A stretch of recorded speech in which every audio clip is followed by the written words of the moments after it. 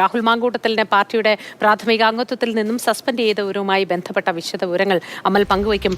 അമൽ, മുതിർന്ന നേതാക്കൾ ഇതിന് ഒരു ഉത്തരം പറയേണ്ടതായി വരും. അതായത് പൊതുപ്രവർത്തകൻ എന്ന ഒരു സ്ഥാനത്ത് നിന്ന് ജനപ്രതിനിധി എന്ന ഒരു സ്ഥാനത്തേക്ക് വലിയ ദൂരമുണ്ട്. അത് പൊതുജനങ്ങളുടെ പിന്തുണയോടുകൂടി അല്ലാതെ ആ സ്ഥാനത്ത് ഇരിക്കാൻ കഴിയില്ല.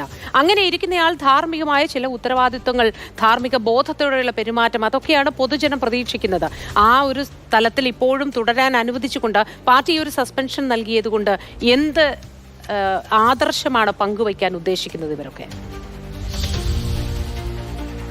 ഇനിയിപ്പോൾ ഈ വിഷയത്തിൽ മറുപടി പറയേണ്ടി വരിക രാഹുലിന്റെ രാജി ആവശ്യപ്പെട്ട് മുന്നോട്ട് വന്ന ആളുകൾ തന്നെയാകും. കാരണം രാഹുലിനെതിരെ ഉയർന്ന ഗുരുതര ആരോപണത്തിൽ രാജിവെച്ചേ മതിയാകൂ എന്ന് കടുത്ത നിലപാട് സ്വീകരിച്ചിരുന്ന രമേശ് ചെന്നിത്തല അടക്കം, VM സുധീരനടക്കം, ഇന്നലെ പരസ്യ പ്രതികരണം നടത്തിയ വനിതാ നേതാക്കൾ അടക്കമുള്ളവർ ഈ വിഷയത്തിൽ മറുപടി പറയേണ്ടി വരും. ജോസഫ് വാഴക്കിനൊക്കെ കടുത്ത പ്രതികരണമാണ് നടത്തിയത്. ഈ വിഴുപ്പ് പാർട്ടിക്ക് ചുമക്കേണ്ട അവസ്ഥയില്ല, അതിനു മുൻപ് രാജിവെച്ചൊഴിയണം എന്നുള്ള തരത്തിലായിരുന്നു ആ പ്രതികരണമൊക്കെ വന്നിരുന്നത്.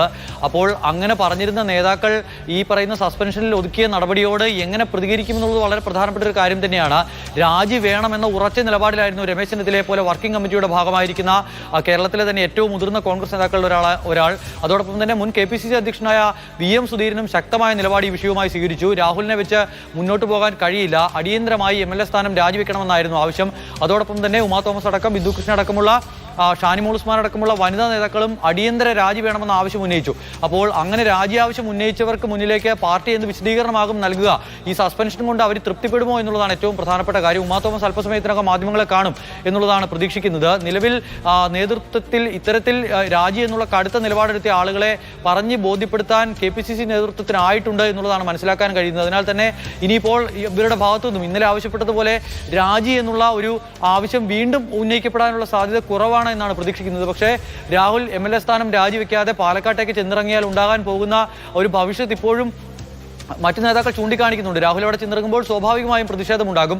ഓരോ തവണ പ്രതിഷേധമുണ്ടാകുമ്പോഴും അത് സജീവ ചർച്ചയായി ഈ വിഷയം ഇങ്ങനെ നിൽക്കുകയും ചെയ്യും. തദ്ദേശ തെരഞ്ഞെടുപ്പിന് വളരെ കുറച്ച് നാളുകൾ മാത്രമാണ് അവശേഷിക്കുന്നത്. പാലക്കാട് പോലത്തെ സ്ഥലങ്ങളിൽ BJPക്ക് ശക്തമായ വേരോട്ടമുള്ള ഒരു സ്ഥലം. അതോടൊപ്പം തന്നെ CPM-ഉം ശക്തമായി തന്നെ രംഗത്ത് പാലക്കാട് നിൽക്കുന്നു. അങ്ങനെ ഒരു ഘട്ടത്തിൽ ഈ തദ്ദേശ തെരഞ്ഞെടുപ്പിലടക്കം തിരിച്ചടി നേരിടാൻ ഇത് ധാരാളമാകും എന്നുള്ളതാണ് അവർ പറയുന്നത്. മാത്രമല്ല രാഹുലിന്റെ ഈ പ്രശ്നം ഉയർന്നു വന്നതിന് ശേഷം പാലക്കാട് ജില്ലയിലെ കോൺഗ്രസിൽ വലിയ പൊട്ടിത്തെറിയാണ്. അവിടെ തിരിഞ്ഞു നിൽക്കുന്നു നേതാക്കൾ. അങ്ങനെയുള്ള ഘട്ടത്തിൽ രാഹുലുമായി ഇനിയിപ്പോൾ MLA സ്ഥാനം രാജിവെക്കാതെ മുന്നോട്ട് പോകുമ്പോൾ ഉണ്ടാകുന്ന പ്രതിസന്ധി മറികടക്കാൻ നേതൃത്വം എന്ത് ചെയ്യുമെന്നുള്ളത് കൂടി വളരെ പ്രധാനപ്പെട്ട വിഷയം തന്നെ വരാനിരിക്കുന്നു. പാലക്കാട് നടക്കുന്നത് കൊണ്ട് തന്നെ അവിടെ സംഘാടക സമിതിയിൽ MLA എന്നുള്ള നിലയിൽ രാഹുൽ മാങ്കൂട്ടത്തിൽ ഒഴിവാക്കാനാവില്ല. ഇനി ഏത് മുഖത്തോടെയായിരിക്കും പാലക്കാടേക്ക് ഈ സംഘാടക സമിതി അംഗമായി MLA ആയി രാഹുൽ മാങ്കൂട്ടത്തിൽ ചെന്നെത്തുക? അവിടെ ഓരോ പൊതുപരിപാടിക്കും നേരത്തെ അമൽ സൂചിപ്പിച്ചതുപോലെ ഏത് മുഖത്തോടെയായിരിക്കും ചെന്നെത്തുക എന്നത് ഏറ്റവും വലിയൊരു ചോദ്യമാണ്. അതിനെ എങ്ങനെയായിരിക്കും ഇനി പാർട്ടി വീണ്ടും വരുന്ന കാലങ്ങളിലൊക്കെ അഭിമുഖീകരിക്കുക, അല്ലേ? പ്രധാനപ്പെട്ട ഒരു വിഷയമാണത്. കാരണം നേരത്തെ MP രാജേഷ് പറഞ്ഞു വെച്ച ഒരു കാര്യമുണ്ട്. പാർട്ടിക്ക് വേണ്ടാത്ത ഒരാളെ എന്തിന് ജനങ്ങൾ ഏറ്റെടുക്കണം എന്നുള്ളതാണ് MP രാജേഷ് ചോദിച്ചു വയ്ക്കുന്നത്.